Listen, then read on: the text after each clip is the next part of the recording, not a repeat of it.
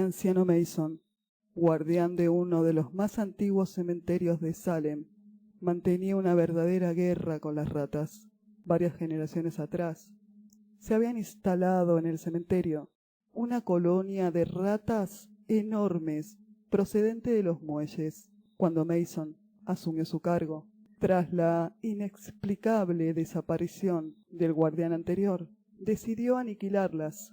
Al principio, colocaba trampas y venenos cerca de las madrigueras. Más tarde, intentó exterminarlas a tiros, pero todo fue inútil. Las ratas seguían ahí. Sus hordas voraces se multiplicaban, infectando el cementerio. Eran grandes, aún tratándose de la especie Mus decumanus, cuyos ejemplares llegaban a los 35 centímetros de largo, sin contar la cola, pelada y gris. Mason las había visto grandes como gatos, y cuando los sepultureros descubrían alguna madriguera, comprobaban con asombro que por aquellas pútridas cavernas cabía tranquilamente el cuerpo de un hombre. Al parecer, los barcos que antaño atracaban en los muelles debieron de transportar cargamentos realmente extraños. Mason se asombraba a veces de las proporciones enormes de estas madrigueras. Recordaba ciertos relatos fantásticos que había oído al llegar a la decrépita y embrujada ciudad de Salem.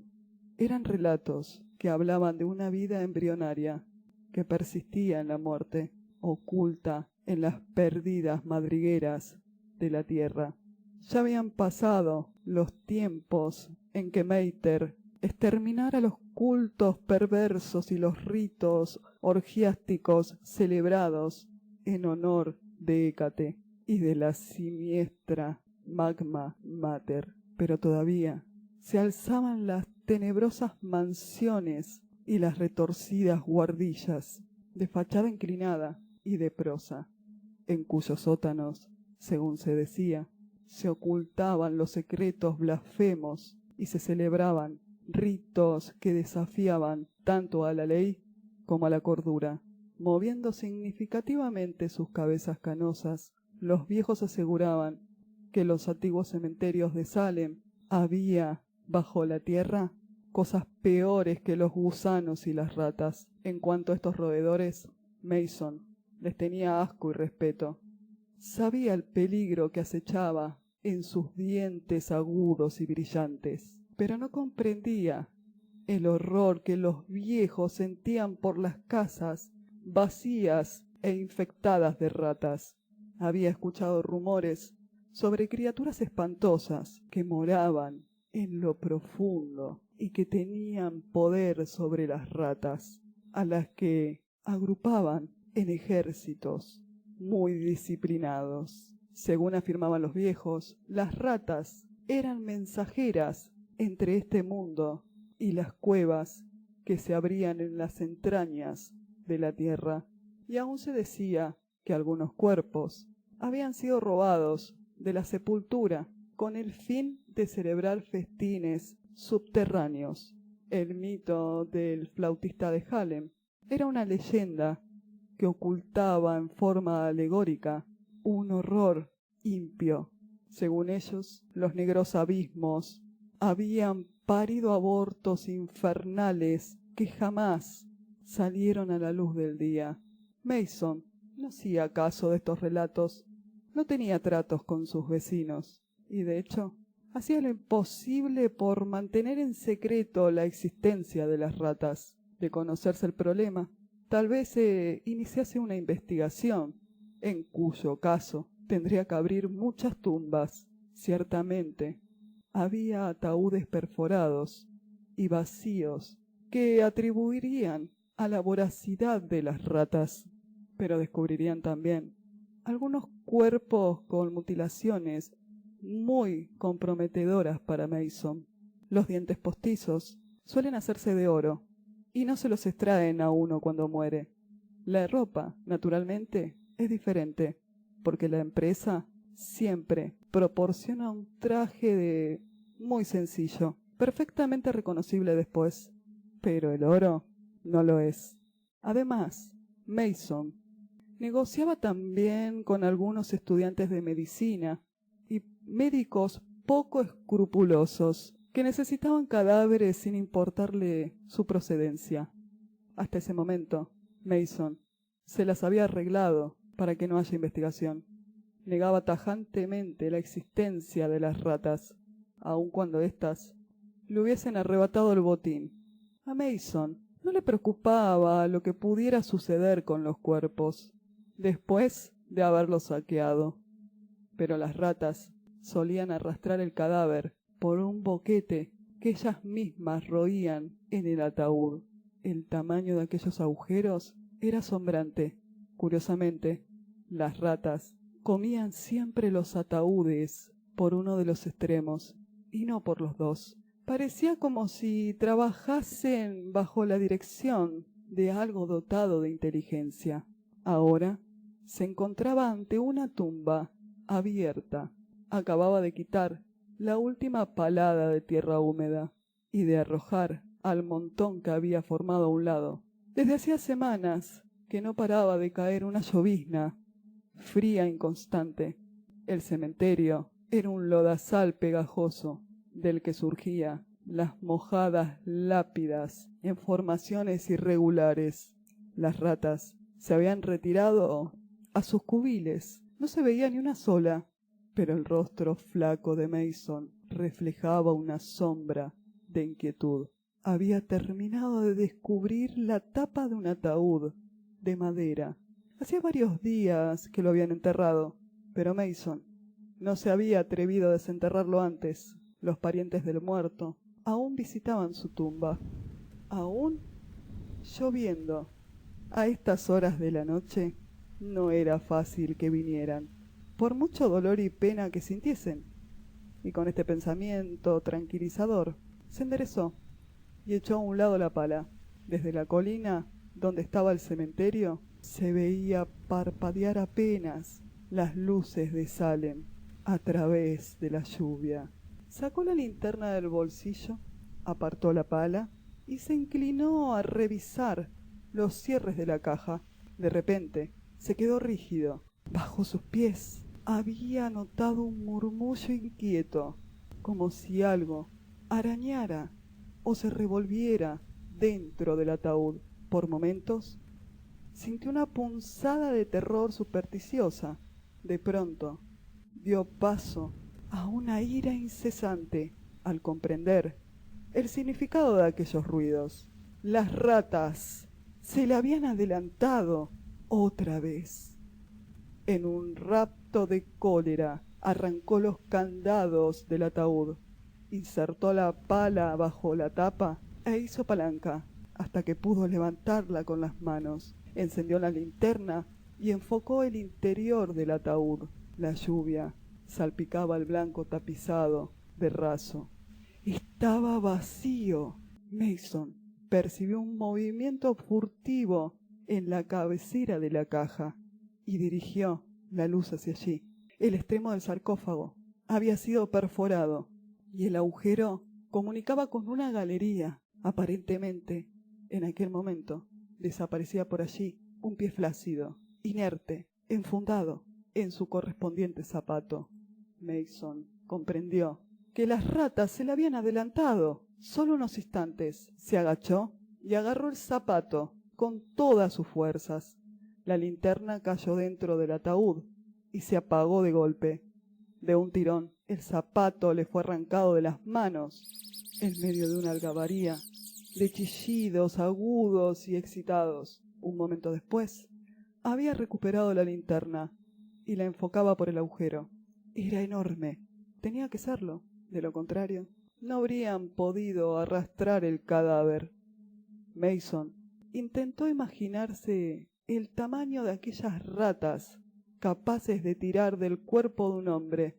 Llevaba su revólver cargado en el bolsillo, y esto lo tranquilizó. De haberse tratado del cadáver de una persona ordinaria, Mason habría abandonado su presa de las ratas antes de aventurarse por aquella estrecha madriguera.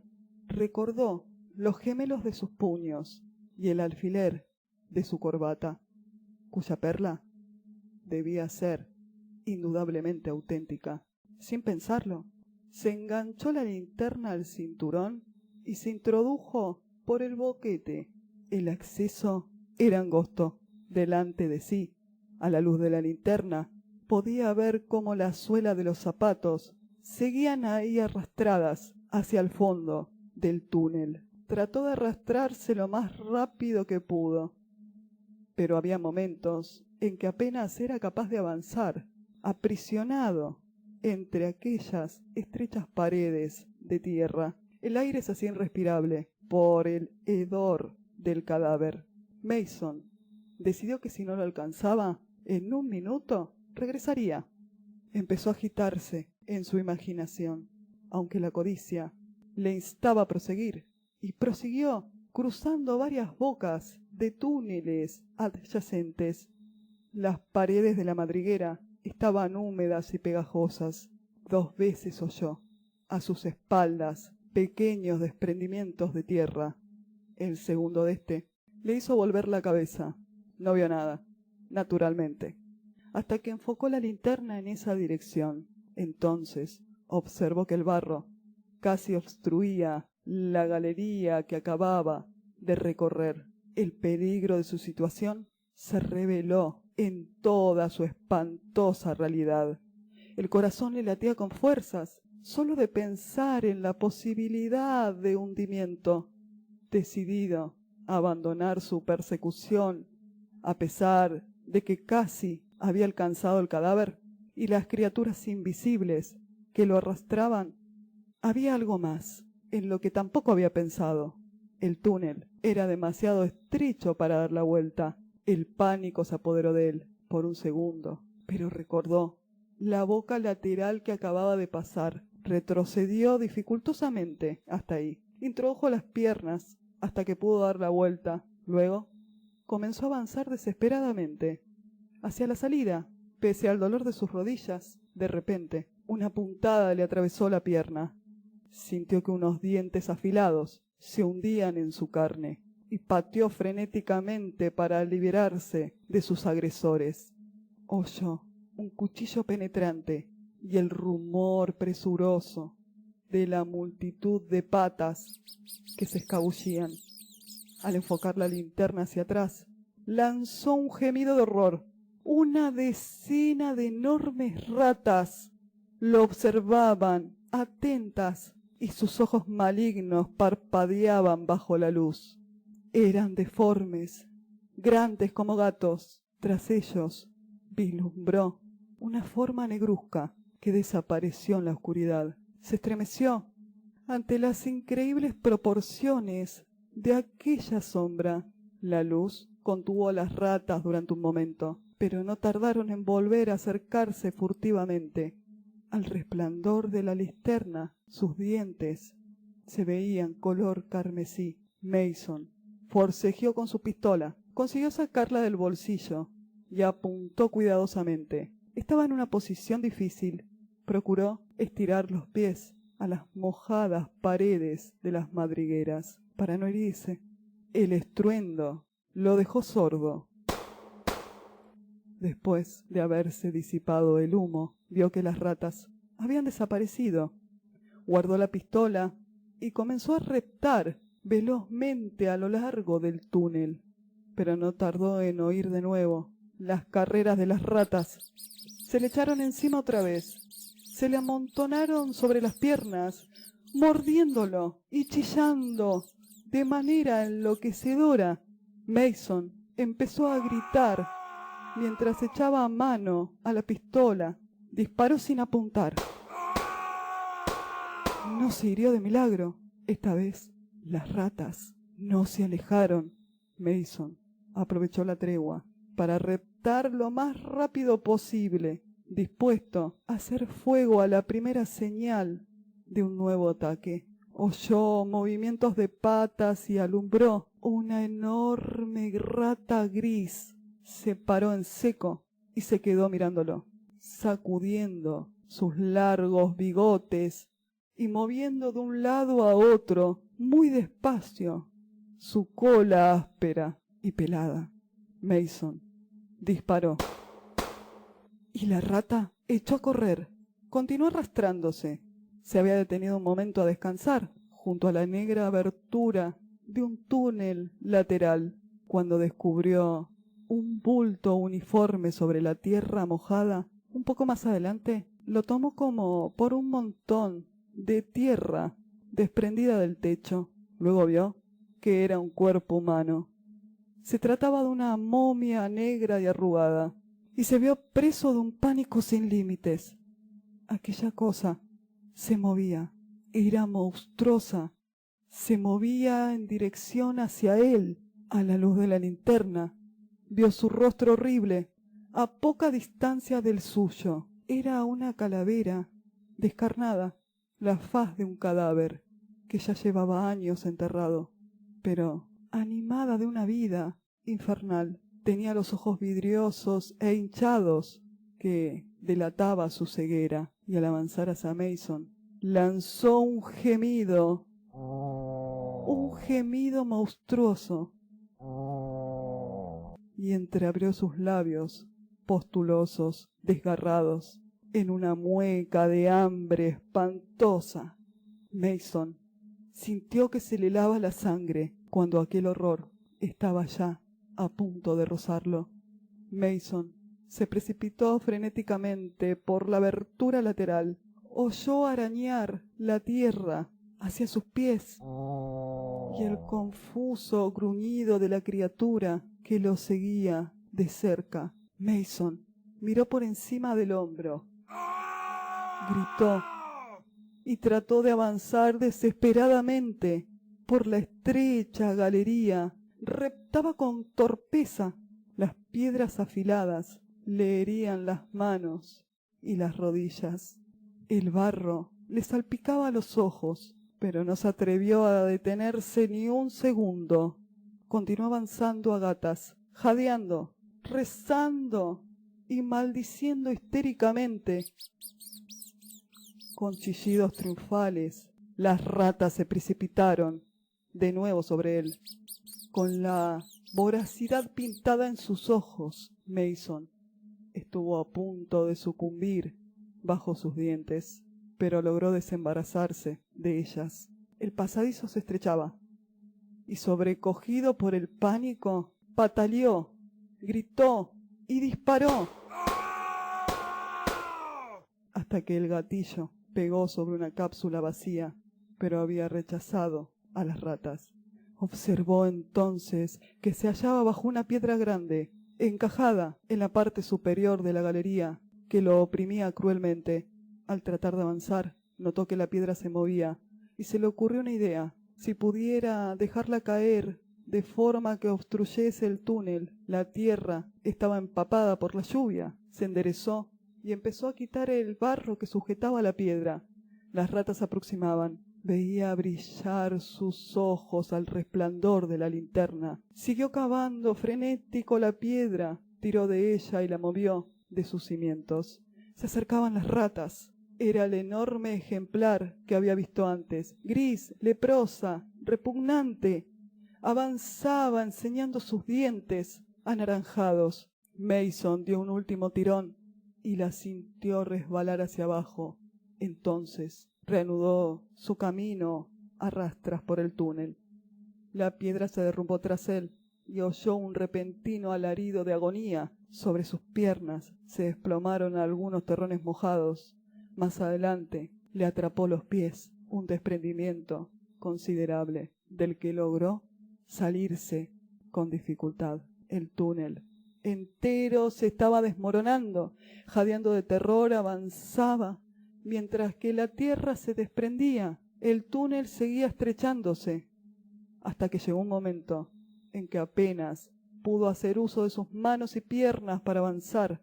Se retorció como una anguila hasta que de pronto notó un jirón de raso bajo sus dedos crispados y luego su cabeza chocó contra algo que lo impedía continuar.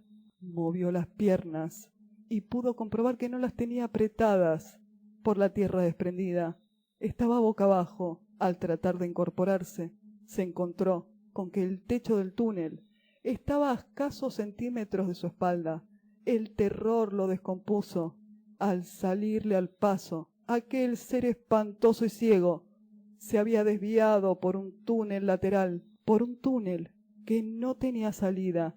Se encontraba en un ataúd vacío, al que había entrado por el agujero que las ratas habían practicado en su extremo. Intentó ponerse boca arriba, pero no pudo.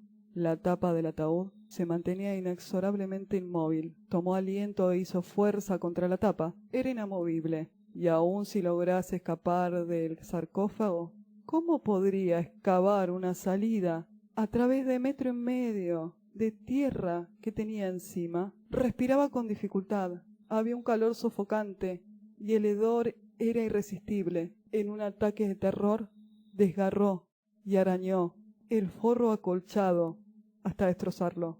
Hizo un inútil intento por quitar los pies de la tierra desprendida que le impedía la retirada. Si lograse solamente cambiar de postura, podría excavar con las uñas una salida hacia el aire. ¡Hacia el aire!